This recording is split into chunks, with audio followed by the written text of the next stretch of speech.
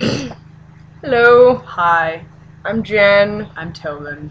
and we're going to talk to you about a film that we saw at the film festival in Montreal, Canada, the International Film Festival.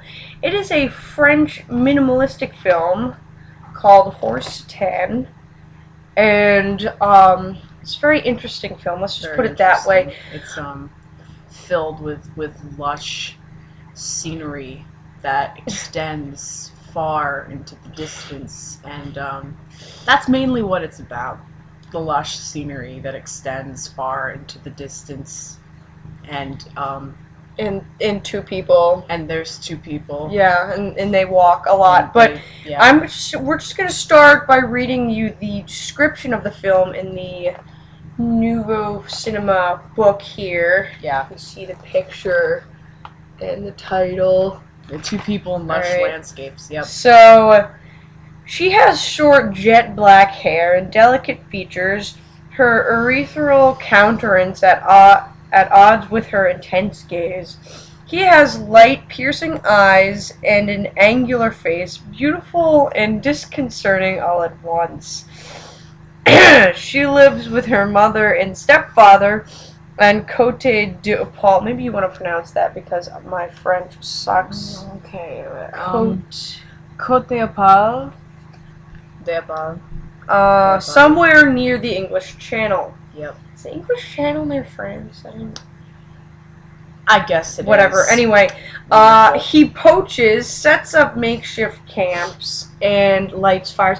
Now, just take this with a grain of salt, everybody. This is a very general description. Yeah, very general. Where was I? Oh, yes. Amid the grassy dunes and the leafy rocky valleys, or close to the marshlands, they establish a strange rapport, that of a guardian angel and to protege, falling to their knees before the majesty of their surroundings and sharing a chaste intimacy. Ladies and gentlemen, this film is far from chaste. I can tell you that there are some pretty freaking odd bits in there that are not in any sense of the phrase innocent or chaste or clean or anything like that. Anyway, so let's just talk about the characters for a minute here. So there's the spiky black-haired girl, well, also known as the damaged woman. Yes. Apparently, she's very, very psychologically scarred. I call her transgender because she looks like a boy with a very clean face and no eyebrows. Yeah. And then she doesn't talk much. No, but she constantly wants to screw the hermit, who is the second main character. Yeah, and she like follows him like throughout the lush countryside. Like that's all that they do. They just like she just like follows him. They just walk. They just go. Literally. They just go. Like you just have the landscape go, and then you have them, and they go. Yeah, and occasionally they say something to each other. Cut. Yeah, and then they might shoot a deer or something. Yeah, and she gets like pissed off, and then he kills like her father or something. She's like, yeah, it's cool. Yeah. So this guy, this man, the strange hermit. We don't know much about him. We don't get any sort of background information. Yeah.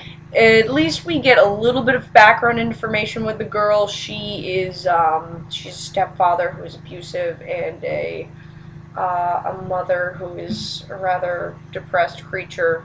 Who's also a transgender, ish looking person. Kind of. Yeah.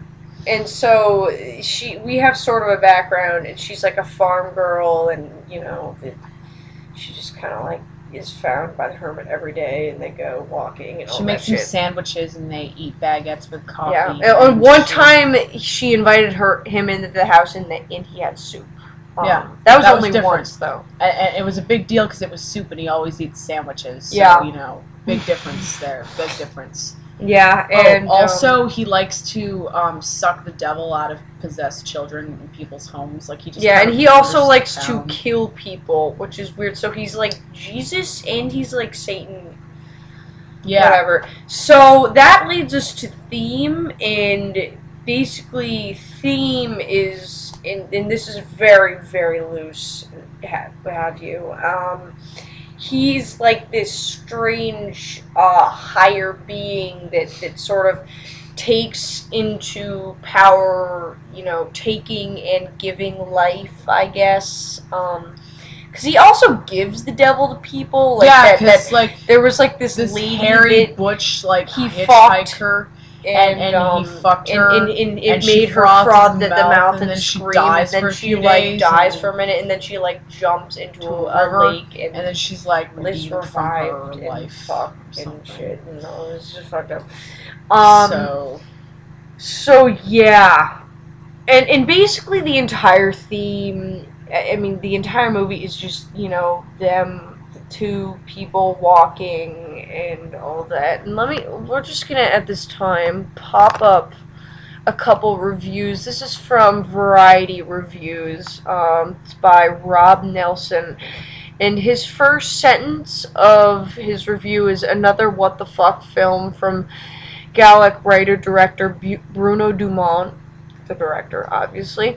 Outside Satan will leave plenty of viewers scratching their heads, with some of them thinking the Pic's titular evil is the Auteur himself. And that is just right there describing the movie, because it definitely left me scratching my head. It's very hard to decipher some kind of theme. Bruno Dumont, the director, is infamous for rather odd and sort of rule-breaking films, if you will. He has done a number of other French minimalist films, which is the style that Hors is in. Yeah. So, yeah. And let's talk about French minimalist films. Minimalist films are like breaking a film or a plot or a piece of art down to its fundamentals, right? So the most simple thing in the entire world is just basically like this movie or this picture or whatever, So that's what the film is.